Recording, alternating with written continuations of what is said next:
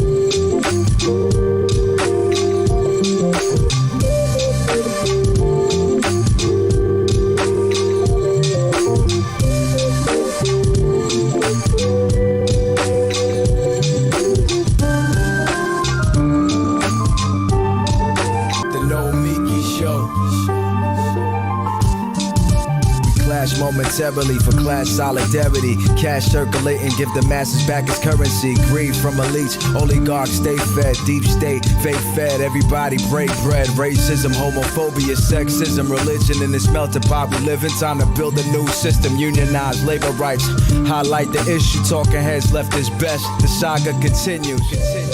The Nomiki Show. Hello and welcome to the Nomiki Show. This is a special show today. It is like a Femme Friday, but it's not on Friday.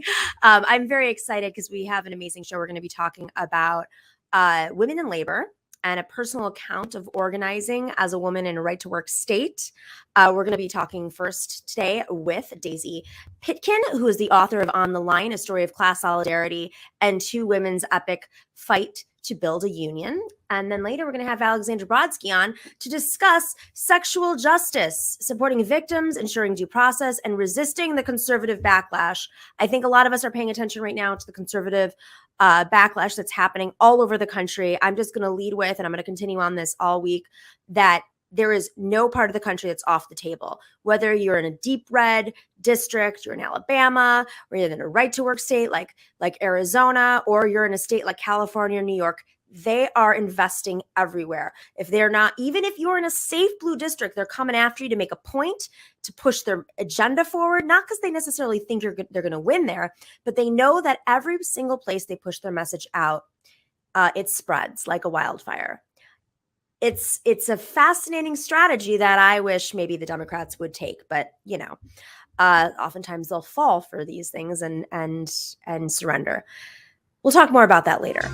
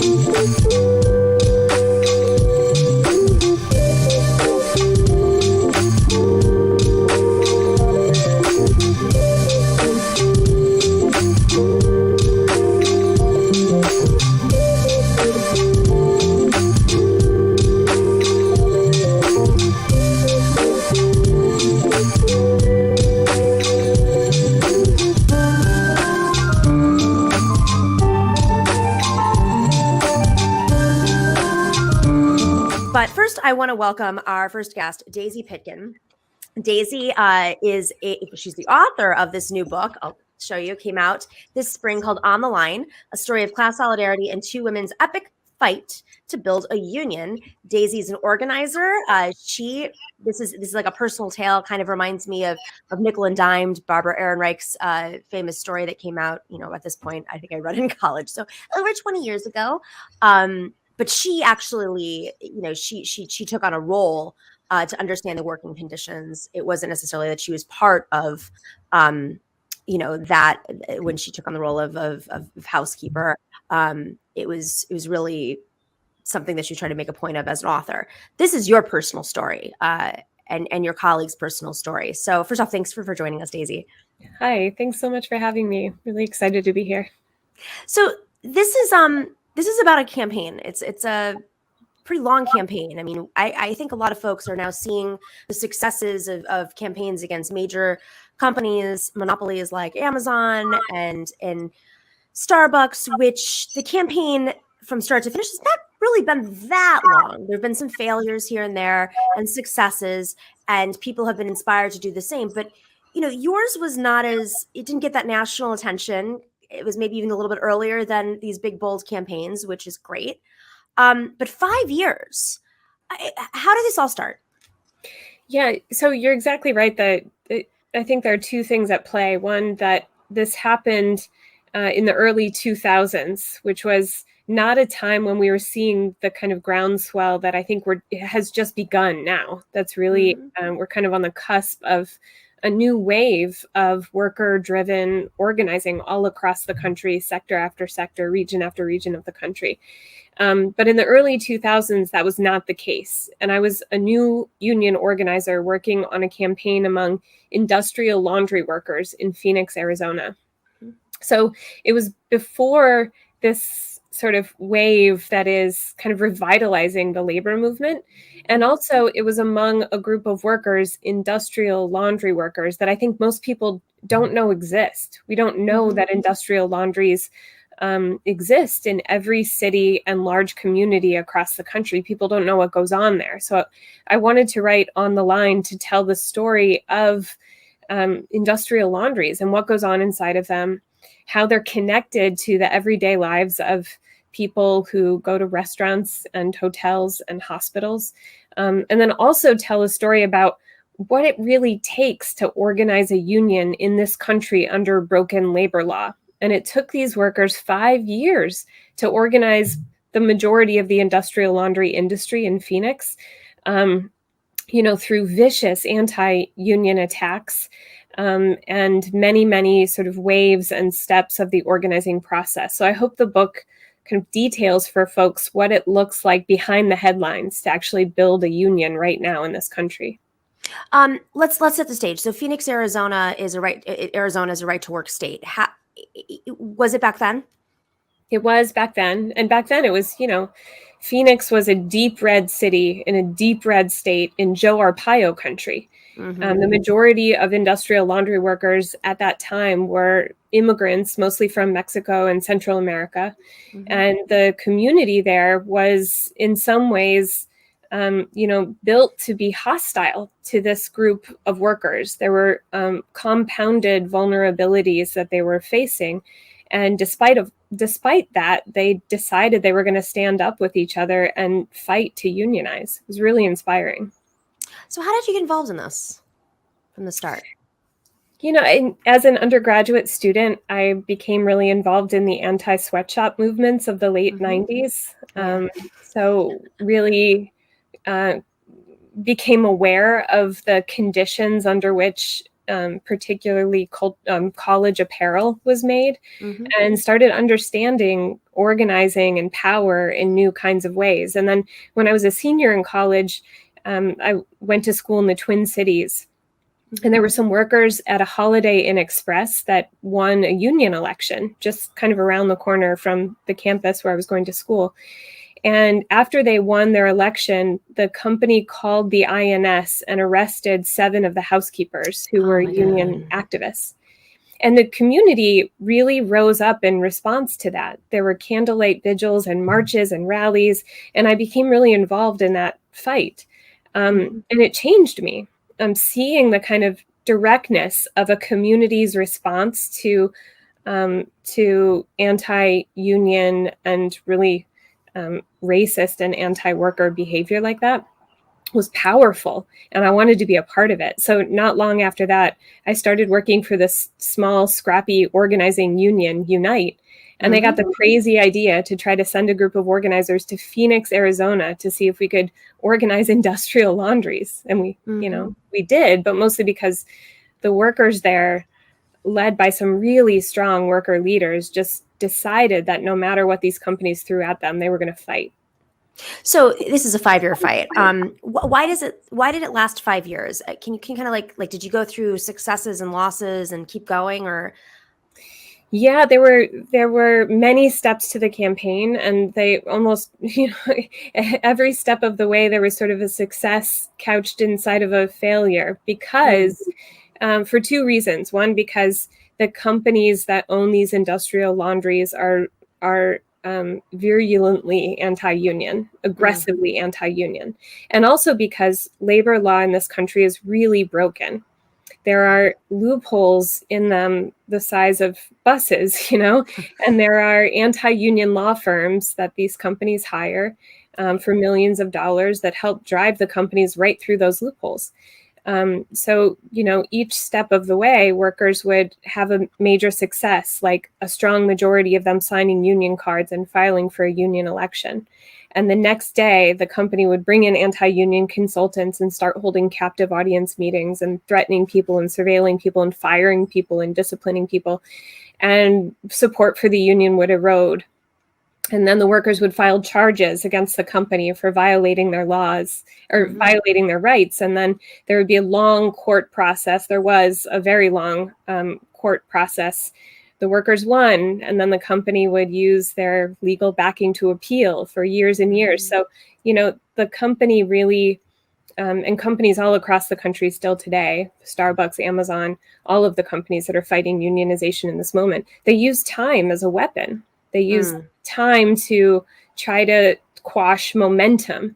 And it works sometimes. And sometimes when you have really strong leadership and workers are able to build a community inside their fight, right? Like a community inside their movement of resistance, then they can withstand it. Then they can withstand the sort of the anti-union tactics and the time that the company is able to buy through the system.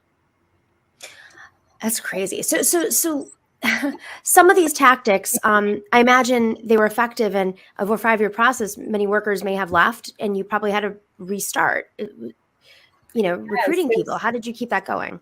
Turnover is a big part of the sort of time equation that I was just talking about, right? Like companies, people don't last forever in these jobs, especially in industrial laundries. They're dangerous, hot places to work. The work is very physically demanding and difficult. So there is a lot of turnover. And then, in the middle of a union campaign, the company is in charge of who gets to come to work inside the plant. So the turnover itself gives the company a massive advantage. But But then new workers come in. Mostly they're really terrified of the union campaign. They know about it before they start. They probably heard some anti-union messaging before their first day on the factory floor, And it takes a long time for the union committee to begin to have organizing conversations with those folks that are effective enough to move them toward the union. But if you have a community of workers that are committed to that, it's possible, as my book sort of delineates.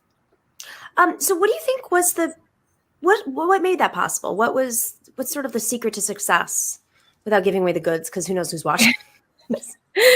I think that, so the short answer is solidarity, right? The short answer really is workers trusting each other enough to stand with each other through thick and thin, through whatever the company throws at them.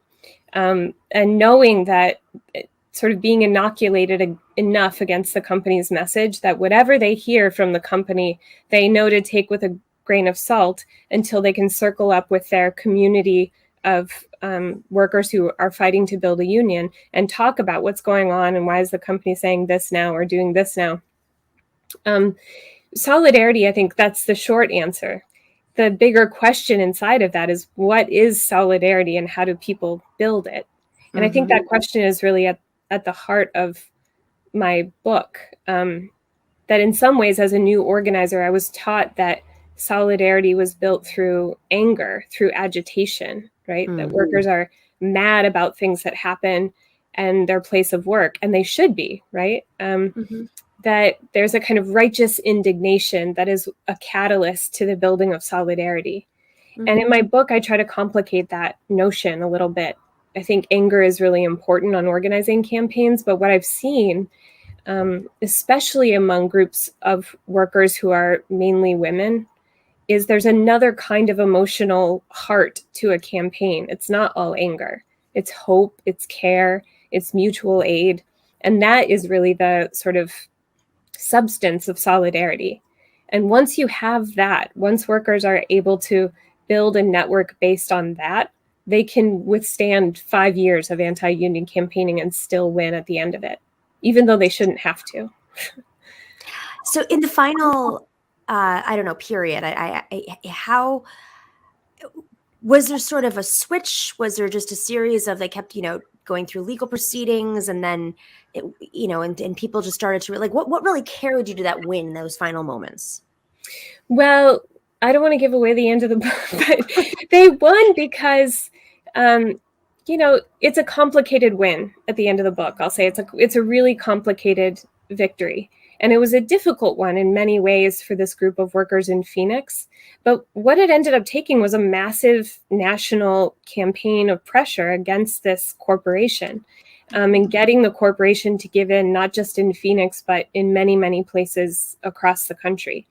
The workers on their own working for this, French multinational billion-dollar corporation could not have, they would have won eventually, but the company would have continued to delay and delay and delay through court. It would have been a 10-year campaign if there hadn't been this sort of national campaign of pressure to make them come to the table. Now, has it inspired other campaigns, whether, in other industries across the country? Is the model inspired others? I think that at the root of the book, there's really a question about the role of staff organizers and the role of that kind of top-down campaigning that ended up winning that fight. And we're in a moment right now where we're seeing and hearing a lot of conversation about bottom-up organizing. Right. What does it mean to have these kind of organic, groundswell campaigns where workers are organizing themselves and each other? I think my book really speaks to that question, because the campaign in Phoenix was bottom up, but bottom up in one market alone was not enough to bring these massive corporations to their knees. I wonder if there's a way now, these bottom up campaigns that are not just market by market, but happening when workers network nationally and bring their own kind of labor power to bear on big corporations. If the question at the book is sort of being spoken to right now by organizing what's happening. Right? It's something to really ponder because, of course, there's different. We've interviewed some folks who've been Starbucks organizers, and of course, Chris Smalls. And there's been a lot of questions like Starbucks. They're small little groups, so it's easier to organize and win. Community by community, Starbucks location by Starbucks location, or say Amazon. And these are obviously the most the ones that people are paying attention right now. Chris Smalls chose not to go with an existing union and really keep it within their own control. And they lost, of course, and then they won again. I mean, it ended up winning. But I think there is like a real important conversation about what are the tactics that are winning and losing based on the industries, based on the circumstances, based on the politics, Yes. the city, the state. I mean, New York is a union town, so it's more in the narrative. You don't have to do that mindset switch in a way you may have to in other states. So there's a lot of really deep questions here. Are you still doing this? Yeah, I'm a union organizer right now for Workers United, and I'm really lucky to be able to work on the Starbucks campaign in support of those workers who really are organizing themselves and each other. There are a handful of staff organizers like me, and my job now is really different from any other campaign that I've ever worked on. And I find it so inspiring every day. Like I didn't imagine that a union fight like this would happen in my lifetime. Wow. And I just feel so lucky to get to work on it. I'm so inspired. Every day. Where are you working right now? You're doing Starbucks. So I'm in Pittsburgh. Awesome. I live in Pittsburgh, and I'm supporting some of the stores here, but I'm also, because there are so few staff organizers on the job, we're all really helping workers all over the country. So I'm also talking to workers in the Pacific Northwest and in Boston and in Florida and in Texas. And so it's a really interesting campaign because my role is more just facilitation, making sure they're connected with each other as much as they can be, so that as they experiment with tactics in one local area, when we learn that an experiment works, the question is, how do we scale that nationally? And we do that by making sure people are as networked as possible. And that's part of my job now. It's really fun. It's really fascinating and such an exciting time to do this. Folks, go check out this amazing book called On the Line, A Story of Class Solidarity and Two Women's Epic Fight to Build a Union by Daisy Pitkin. It is in Workman Press, Workman Publishing, I believe is the proper term. Any book that Jane McAlevey endorses is a book that I love. Thank you so much, Daisy. Thanks so much for your time. Right, yeah. Good luck. Bye. Bye. All right. We will be right back with Alexandra Brodsky to talk about her new book, Sexual Justice.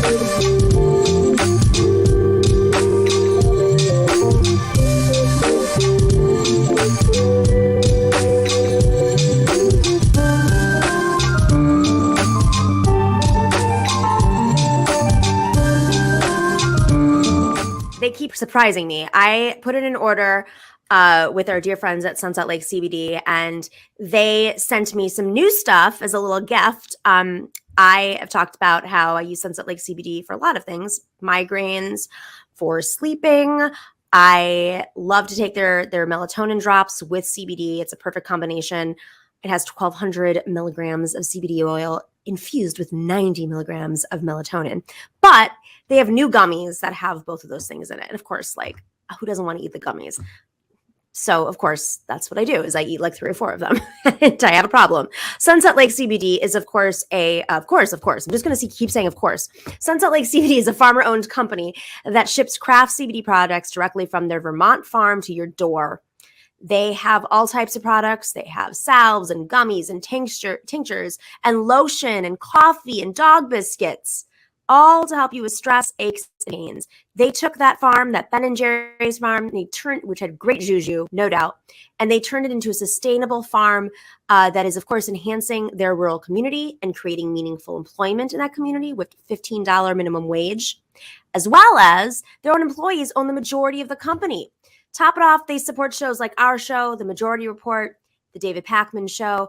I highly recommend it. My whole family's on it, although I found out many of them don't put the promo code in. So thanks, guys. Go check out sunsetlakecbd.com and you will get 20% off of your entire order. sunsetlakecbd.com and you will get 20% off of your entire order when you type in Nomi, N-O-M-I. It's up on the screen right now. While you're at it, guys, make sure to click like and subscribe. Make sure to follow us on all the different platforms. We got Twitch, we got YouTube, we've got Patreon, of course, for as low as $5 a month. You can be part of our patron community, which keeps this show going. And as always, go follow us on Facebook and Twitter and Instagram too. We put some stuff up there. All right, guys, we'll be right back with Alexandra Brodsky.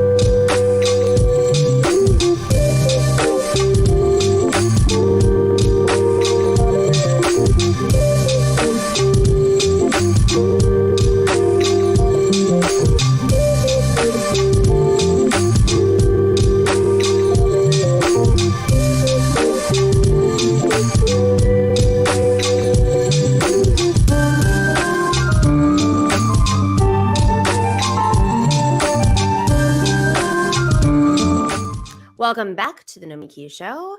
Alexandra Brodsky is a civil rights attorney with Public Justice. She is the author of this new book out called Sexual Justice, Supporting Victims, Ensuring Due Process, and Resisting the Conservative Backlash. She's a graduate of Yale Law School and clerked for the U.S. Court of Appeals of the Ninth Circuit. And she has co-edited the Feminist Utopia Project and has written about sexual violence for the New York Times, The Guardian, and the Washington Post, and Atlantic, many other places. Alexandra, thank you for joining. Thanks so much for having me on this lovely Sunday morning. So this is a really bold thing to write about. You know, kind of the gray areas of post-Me Too movement, I guess is probably one way of saying it. In that, you know, we are encouraged on the left in particular as feminists, as allies of women, to believe all women. But we also live in a world where conservatives like to play games with the left and maybe even weaponize some of our greater forms of solidarity against each other and against institutions. I think I definitely know some people who've experienced that, and we're not given maybe a due process. I'm sure, you know, this is part of your book. So this is a really hard one. I really give you a lot of credit, and I think it does take a lawyer to kind of weave through these ideas. But what inspired you to write this? Let's just start off with that. Yeah, I mean, I think what inspired me to write it is some of the, you know, the things that you're saying, that I felt like it was both true that we were making huge progress in terms of more support for survivors in the workplace, in schools, in our communities more broadly, particularly around Me Too. And then I heard a lot of questions about, you know, what about the people accused of sexual harassment? What does it mean to be fair to them? And some of those questions I thought were good questions. Were coming from allies who are committed to survivor justice, but also care about due process, you know, also care about making sure that workers aren't fired unjustly or students aren't suspended unjustly. But some of the questions were coming from the right, people who, let's be honest, don't really care about due process, you know, don't care about the rights of criminal defendants, don't care about immigrants don't care about student discipline or workers' rights in any other context. But all of a sudden, they're really concerned about due process in the context of sexual harassment allegations. So I wanted people on the left to feel confident that you don't have to pick a side. You can value both survivor justice and due process, that those commitments can be mutually reinforcing and end up helping everyone, because survivors need due process too. But I also want us to be equipped to recognize the bad faith concern trolling from people who are just trying to stop us in our tracks, who are just trying to get us to say, you know what, it really is hard to be fair here. I guess it would be better for us to do nothing at all. I guess it would be better for us to just ignore allegations again. How much of this is the media? I'm going to take a big picture first. How much of this is media sort of falling for these tactics and not necessarily doing their job of reporting the way that they used to teach reporters to do? I have many personal experiences in this situation. I'll throw an anecdote. I had, on a campaign I worked on, somebody beneath me was harassing me, and later it's all public, later came back and tried to essentially attack me for saying no. And then when a reporter was reporting on how this person was retaliating against me, which was thrown out eventually, I shared documents and said, this is somebody who's been harassing me. Reporter never mentioned that.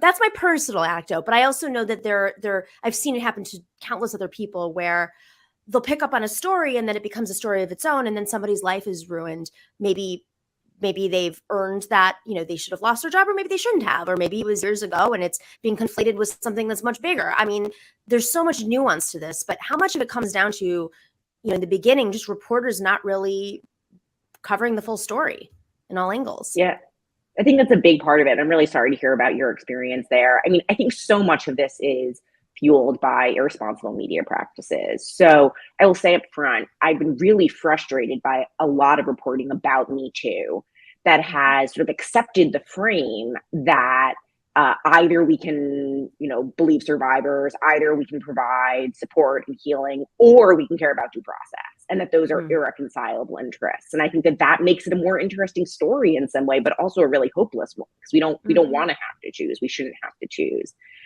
But I've also seen, a lot of bad reporting on both sides. And I don't want to make a false equivalence, but I talk in the book a little bit about the quote unquote reporting that happened with the allegations against Aziz Ansari. And many people will remember this. It was published on this little known website, babe.net. And I actually think that there were some important questions raised by this woman's story of Ansari allegedly, pursuing her when it was clear that she wasn't interested. And I think that there were important questions there about what a lot of heterosexual sex looks like today, and a lot of inequalities baked in. But instead, it was reported in this really sloppy way that attracted a lot of backlash, that made a lot of people say, well, if this is what Me Too is about, I'm out. But then I've also seen around sexual harassment, and also, I guess, what I would call broader cancel culture reporting, where there will be reporting that says, look at this famous scientist who's such a smart guy, who's been removed from his lab unjustly based on a mere allegation. And if the reporter actually bothered to look into the facts, they would say, there was an investigation. Here was all of the evidence that was provided, but they just accept this guy's story that he's being railroaded, that he's the real victim here. And I see that happening again and again with, cancel culture reporting about the ramifications of sexual harassment allegations. And I think it gives people this false impression that there's just this epidemic of false allegations, when we know that reports of sexual assault are no more likely to be false than reports of any other kind of crime. And yet we have these misogynistic myths that make us think that these kinds of allegations are uniquely suspect, that we need to be uniquely careful not to be too quick to believe them. And in the law, there's sexual misconduct in the law. There's terms in when this comes to investigations, things that are not accepted in the workplace, but maybe different from the law. And then, of course, media, which case by case, person by person, publication by publication scenario, even algorithm. So help us to find, how workplaces in general, I know this is a very general concept, but like you talk about an investigation. There are plenty of workplaces that will do an investigation after they've let somebody go. But when an investigation takes place, like what needs to be shown to prove that something actually did exist? What are the key markers? Sure, this is a big question. So, and in some ways we're talking about the Wild West here because of course, if someone goes to court to say that either they've been sexually assaulted, they've been the victim of a crime, or presses a civil claim, which uses a higher standard of evidence, there are proceedings before a judge, there's a trial. I think a lot of people have a sense of what that looks like. But also institutions like workplaces, schools, hospitals, community groups, political groups, my brother's sci-fi club, all have their own internal policies about what is acceptable in our community and what do we do if someone says that these rules have been broken and they've been hurt. And a lot of workplaces and schools in particular work in the shadow of the law, where they have civil rights obligations to their employees who experience sexual harassment, but the law doesn't tell them exactly how they have to handle each allegation every time. And, so there are some workplaces, I'll be honest with you, that have terrible investigations that are really just aimed at protecting the company's bottom line, making sure that they're not going to be liable, no one's going to sue them, this isn't going to get out. And so sometimes it ends up being biased against, or often it ends up being biased against survivors. Sometimes it ends up being biased against the accused, but always the bias is in favor of the company. But we've also seen workplaces, particularly unionized workplaces and some public workplaces, where workers have significant rights, both when they come forward with a complaint and also when they're accused of one, where they can have, the opportunity to have an advocate. Present evidence on their behalf, where they have the chance to present witnesses. And the real, the key there is just that they get their chance to tell their side of the story. And that's not going to look like a criminal trial. No one expects that, HR is going to, bring in a guy in a robe and impanel a jury. And that's okay. It doesn't have to. But you do want to make sure that a workplace or any other kind of private institution is respecting really the basics of everyone getting the chance to tell their side of the story, everyone getting the chance to make their case. I mean, is that kind of the root of what's happening right now? Is there's very little good faith conversation around these experiences, which affects both sides. It affects accusers and it affects victims. Is that kind of the sense of like the root of how this is blown out of control? Yeah, I mean, I think that is, it is so hard to have these conversations and try to answer the hard questions when you really never know if you can trust the other person on the other side of the conversation. And this is something that I've experienced all the time when talking about, fair procedures in schools or in workplaces, where there are some nitty-gritty policy questions, which are kind of boring, but really important. Like, what is the right standard of evidence for an institution to use? What kind of hearing model should they use? And I really want to be able to get into the details there. I'm a lawyer. I like these details, and I think that they really matter for people's lives. But it's really hard sometimes to tell whether the person debating you is on board with your values, also thinks that rape is bad, or if at the end of the day, they're using these concerns about due process just as a way to make sure that no one ever is held accountable for what they've done. And I find in those situations that it's just difficult to ever feel like you're going to come to some kind of consensus because you actually don't have the same goal. They want, people who are trying to use these due process concerns just to make sure that feminists can't make progress, just to make sure that we return to, the old times of how we handled sexual harassment. They don't want us to find answers because it's the lack of answers that make people say, this whole project is too hard. I'm going to just throw up my hands and let survivors deal with these problems on their own, or just sort of, say that people can go to the cops and that's their only option. And I think that that's a huge shame. And I want the left to get better at identifying who are good faith interlocutors, who are the people who are raising concerns because they're invested in the same ultimate goal of equality and survivor justice, and who are the people who are basically trolling us and trying to disrupt our, our good debates. So you mentioned unions, but are there models for how to do this right, or as close as possible of doing this right? I mean, I think that unions are really key, and, other forms of worker collectives, in part because the best model is going to vary based on your circumstances. It's going to vary based on the context, because if you've got a really big company that has a lot of resources and has a big HR department, they're going to be able to put together a pretty sophisticated model that might involve a hearing, that might involve providing free legal services to both sides of an allegation. But if you're talking about a 15-person political club, obviously you're not going to spend $100,000 a year on this, and you shouldn't. And I don't want people to think that that's the only fair thing. And so I think in those contexts, just having the opportunity for everyone ahead of time, before they're dealing with any particular allegations where they're going to have their own feelings about, the particular circumstances, to step back and say, how would we want to be treated if we were harassed? If we were if we were the hurt person, how would we want to be treated? And if we were accused, and when we loved were accused, how would we want them to be treated? And I think that unions provide a great opportunity for that. But I've also seen other models, like DSA has been going through this multi-year process of first creating and then refining a harassment policy. And that includes sexual harassment and also harassment based on race and class and disability. And one thing that I've been really heartened by is that there have certainly been problems with how the DSA policy has been implemented, but rather than giving up, rather than saying this means that DSA shouldn't have a role in addressing harassment between members at all, the members have said, let's make it better. Here's what we've learned, what isn't working, and here's how we can do better in the future. Okay, so my last question is, what do you say to men or folks who don't identify as women, or are not really concerned with the feminist movement, or doesn't come, first to mind in terms of where to get involved? How do you convince them to read this?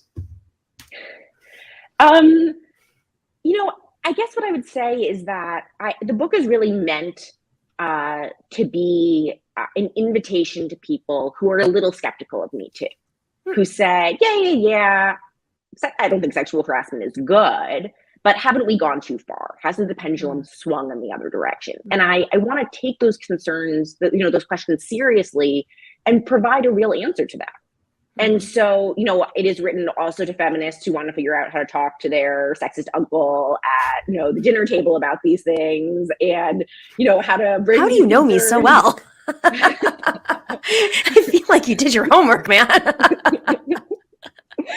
I think, it's good for feminists to feel confident that we can push back on those kind of counter arguments. But I also wanted to speak directly to people who have those concerns, and say, you're right to care about due process. Yeah. You're right to want to make sure that everyone is treated fairly, but we can do that while supporting survivors. And in fact, that's part of supporting survivors. So, welcome to our movement. I love this. Can you please send a book? I don't know if they're going to read it. I don't know if they read, to be honest, or an audio tape or Cliff Notes to Joe Rogan and Elon Musk. Just thank you so much on behalf of the movement. I'm on it. Listen, they're calling the left mob is coming for me, so I'm becoming a fascist. That's how it works. Now. That's how we think. Too many women speaking up about not wanting to be groped by billionaires. So therefore, fascism. It seems logical to me. Unreal. This is a really, thank you for doing this. Oh my God. I can imagine it was not easy to do this, or fun maybe, but you're a lawyer, so you're trained to work through very complicated, just issues that we face in society and how to break them down. So I really appreciate this. Thank you. And I really appreciate you having me on. Thank you. Alexandra Brodsky, go check out Sexual Justice. It is out now. It is by Metropolitan Books. I recommend going to your local bookseller, online or locally, of course, to go check it out. Thank you.